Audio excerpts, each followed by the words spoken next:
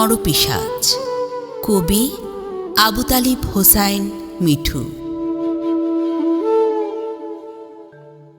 তোরা পুরুষ না জানোয়ার, ভাবতে মানুষ বড় অবাক হয়।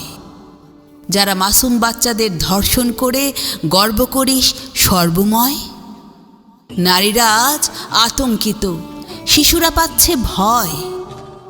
দেশটা আজ রসাতলে যাবে যদি তোদের বিচার না হয়। তোদের মতো কুলাঙ্গারদের সমাজে নেই প্রয়োজন। আমি লজ্জিত যে দেশে বিচারের নামে হয় অন্যায় প্রহসন। তানহা, তনু কিংবা পূর্ণিমা আরও কত বোন, দলীয় ক্ষমতা অপব্যবহারের ফলে বাংলাদেশে বাড়ছে ধর্ষণ। আসুন ধর্ষিতাদের পাশে দাঁড়াই, রাজনীতি ও ধর্ম ভুলে। অপরাধী যেই হোক না কেন, আইনের হাতে দেব তুলে।